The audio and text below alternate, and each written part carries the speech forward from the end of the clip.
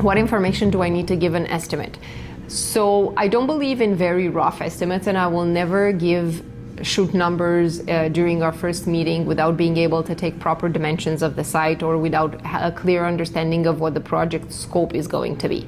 So there was the first scenario where, in order to proceed with the proper estimate, we needed to have information about a house. In the case where people purchase homes but want to get all their budgets and estimates done prior to taking possession, we were going to work with photos and with existing plans of the house, as much information as we can gather to prepare all those estimates before they take possession of the house, to ensure that the moment that they sign and they take the keys, the renovation can start and we can be time efficient.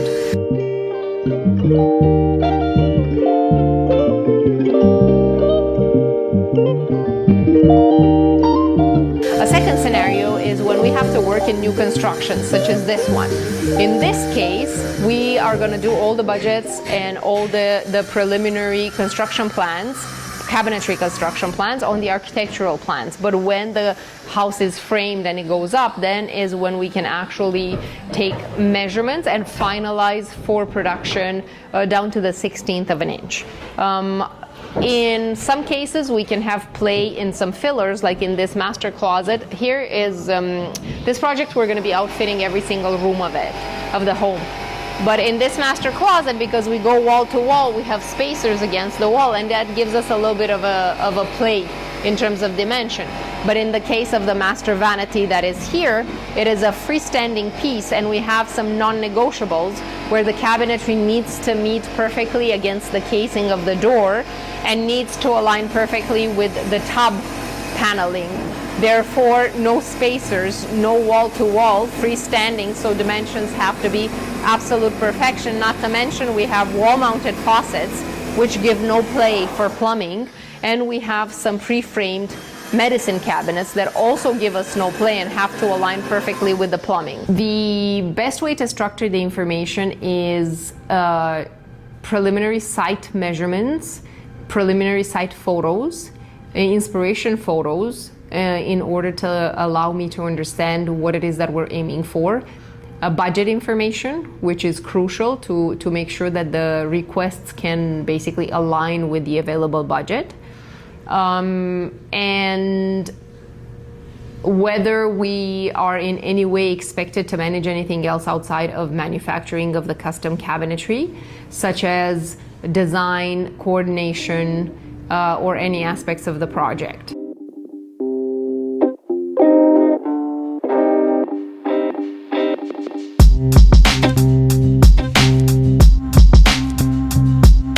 So basically, you're going to see on plans, this is going to be kind of a non-negotiable, because the way Rachel wants it is she wants our cabinet to meet your frame, your casing, perfectly, with no room, no wall in between. So when we put it, I'm gonna make sure that you're copied on the final approved plans. If there's any discrepancies that you read, because I don't have all the information of your exact casing and frame and everything. So I'll let you guys check on that and tell me if I need to increase or decrease. Because basically, yeah. She doesn't want to have any tile, any paint, anything. She wants cabinets to meet perfect with, And because I'm kind of freestanding, right? If I would be against a wall, that would be fine. But I'm starting here in line with the other cabinet. So I have panel and panel. Normally, if I would have a spacer against the wall, I would just increase the spacer and push my stuff. But this is really fixed because of the cabinets and because of it being like a freestanding unit. But that was the must-have for them last time we spoke. So, also, in order to create a clear estimate, the location of the project is important, because proximity to the shop is also a factor to be considered. The further you have to travel, obviously, it will impact the cost. Whether it's a house or a condo, because access to the job site and logistics also impact the cost of a project. A delivery can take, let's say, 2 hours if it's in an easy access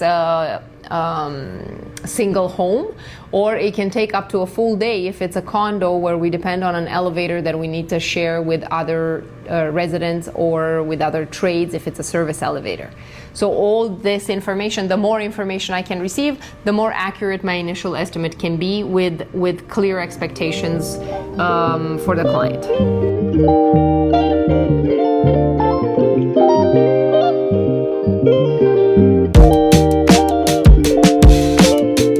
On this side, I'm supposed to have 20 inches. Yeah.